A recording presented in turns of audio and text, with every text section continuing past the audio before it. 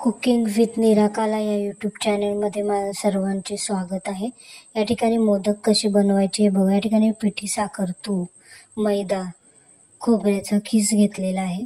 या ठिकाणी आपण खोबऱ्याचा खीस हा छान मंद आचेवर लालसर होईपर्यंत छान भाजून घेणार आहोत 15 मिनिटासाठी. तुम्ही जर माझ्या चॅनलवर नवीन असाल तर माझ्या चॅनलला सबस्क्राईब करायला विसरू नका व बेल आयकॉन दाबायला विसरू नका, जेणेकरून जे नवनवीन व्हिडिओ मी टाकणार आहे ते सर्वप्रथम तुम्हाला बघायला मिळेल.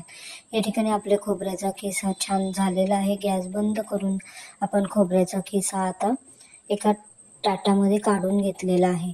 त्यामध्ये आपण आता जी साखर होती ती बारीक वाटून घेतलेली आहे ती त्या खोबऱ्याच्या खीसमध्ये छान मिक्स करून घेतलेली आहे.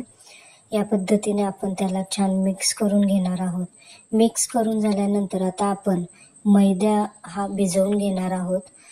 तोपर्यंत आपलं रवण हे थंड होणार आहे. आपण या ठिकाणी मैदा घेतलेला आहे, त्यात आपण तूप टाकलेलं आहे. तूप टाकल्यावर त्यात चवीपुरतं थोडंसं मीठ टाकलेलं आहे व हे छान असं मळून घेणार आहोत. या हाताने छान त्याला पहिले आपण असं प्रेस करून छान मळून घेणार आहोत.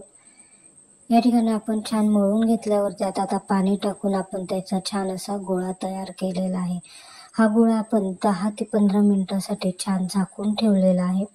झाकून ठेवल्यानंतर आपण बघू शकतो आपल्या या पिठाला छान असं आकार आलेला आहे.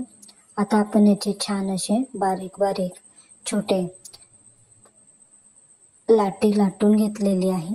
आता यामध्ये आपण जे सारण खोबऱ्याचं तयार केलेलं आहे ते यामध्ये आपण आता भरणार आहोत व त्याला छान मोदकाचा आकार देणार आहोत. या पद्धतीने तुम्ही देखील करतात का हे मला कमेंट्स बॉक्समध्ये सांगायला विसरू नका. या पद्धतीने मी छान असा मोदक भरून घेतलेला आहे. या पद्धतीने सर्व मोदक मी आता भरून घेणार आहे.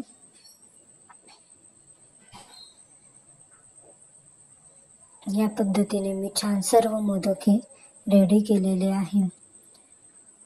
आता आपण हे तळून घेणार आहोत. त्यासाठी कढई ही गॅसवर छान ठेवलेली आहे व तेल छान गरम झाल्यावर त्यामध्ये आपण आता हे मोदक जे आहे सारण जे भरलेलं होतं ते आता आपण तळायला कढईत टाकलेलं आहे. मंद आचेवरती 15 मिनिटं छान हलवत राहायचं आहे, जेणेकरून आपला मोदक हा सर्व बाजूंनी छान कुरकुरीत होणार आहे. आपण पाहू शकतात आपला मोदक हा रेडी झालेला आहे. आपण आता हे एका बाउलमध्ये काढून घेतलेलं आहे. या पद्धतीने आपले मोदक रेडी आहे.